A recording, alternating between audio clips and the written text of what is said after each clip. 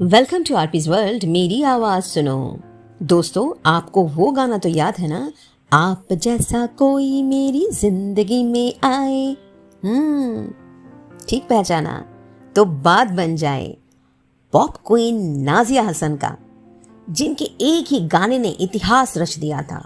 लेकिन नाजिया हसन की जिंदगी में ऐसा कोई नहीं था जिससे वो बोल पाए, आप जैसा कोई मेरी जिंदगी में आए तो बात बन जाए। मीडिया रिपोर्ट्स के अनुसार उनको ऐसा जीवन साथी मिला जिसने उनकी जिंदगी ही तबाह कर दी। नाजिया हसन मात्र 15 साल की उम्र में film fair best singing award जीता।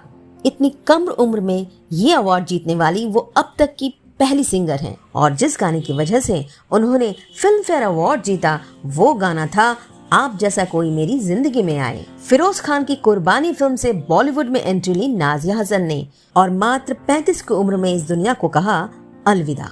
3 अप्रैल 1965 पाकिस्तान की कराची में जन्मी नाजिया हसन 80 के दशक में मात्र 15 साल की उम्र में इतिहास रच दिया। आप जैसा कोई मेरी जिंदगी में आए गाकर भारत में ही नहीं, पूरे विश्व भर में रिकॉर्ड बना दिया। उनके चाहने वालों की कमी नहीं थी। पहले गाने ने ही जो रिकॉर्ड बना दिया था। लेकिन क्या नाजिया हसन को पता था कि उनके मरने के बाद भी उनकी लाश 5 महीने तक तड़पती रहेगी? आगे बढ़ने से पहले आरपीज वर्ल्ड मेरी आवाज सुनो को सब्सक्राइब करने के साथ साथ ऑल नोटिफिकेशन के लिए बेल आइकन दबाना ना भूलें और पसंद आए तो शेयर करने के साथ साथ कमेंट भी कीजिए। 1981 नाजिया हसन के गाने ने भारत में म्यूजिक का ट्रेंड ही बदल दिया। पाकिस्तानी पॉप सिंगर ने नया ट्रेंड सेट किया। नाजिया हसन के जोश उमंग से भरे गाने ने ही उन्हें कम उम्र में ही युवा दिलों का धड़कन बना दिया। डिस्को दीवाने, याद है ना दोस्तों? उनके गानों की कई रीमेक भी हुए। नाजिया हसन ने 6 साल की उम्र से सिंगिंग की ट्रेनिंग शुरू की और मात्र 15 साल में ही सिंगिंग के क्षेत्र में नेशनल क्रश बन गई। और उसके बाद आई नाजिया हसन और उनके भाई जोएब हसन की कमाल की जोड़ी। उनके म्यूजिक एल्बम तो पूरे साउथ एशिया में ब्लॉकबस्टर साबित हुई। 1981 में जब नाजिया हसन ने film fair best singing award जीता, और वो भी लता मंगेशकर को पीछे छोड़ते हुए, ये अवार्ड उन्हें मिल रहा है फोन किया था राज कपूर ने। गाने की अपार सफलता ने सफलता के नए झंडे गाड़ दिए।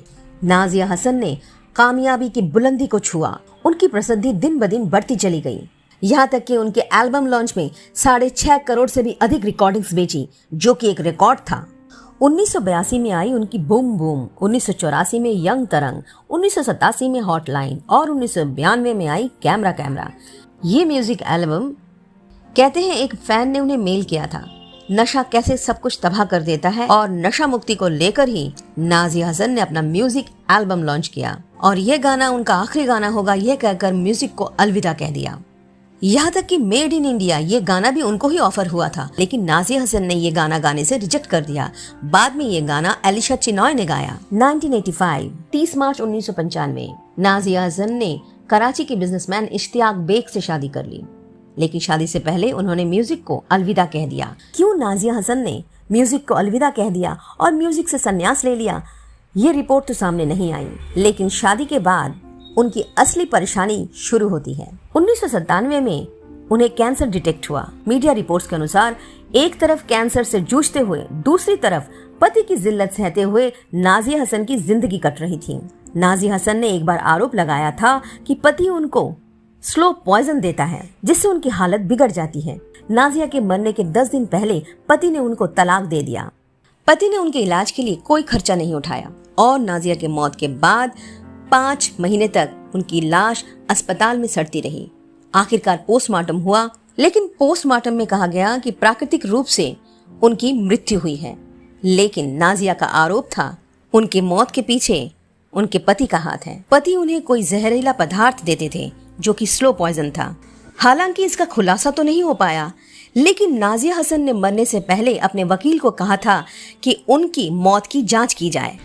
इतनी मखमली आवाज की धनी सिंगर का अंत काफी दुखद रहा। आप जैसा कोई मेरी जिंदगी में आए तो बात बन जाए, जिस गाने ने लाखों करोड़ों युवाओं की धड़कनें तेज कर दी, जिस गाने ने म्यूजिक इंडस्ट्री में नया ट्रेंड सेट किया।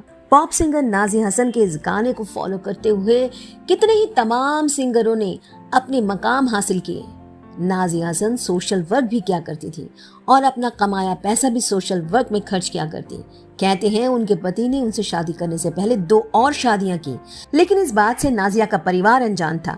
नाजिया ने खुद आरोप लगाया था कि उनके पति उन्हें मारने की कोशिश कर रहे हैं। क्यों नाजिया हसन ने गाना छोड़ दिया?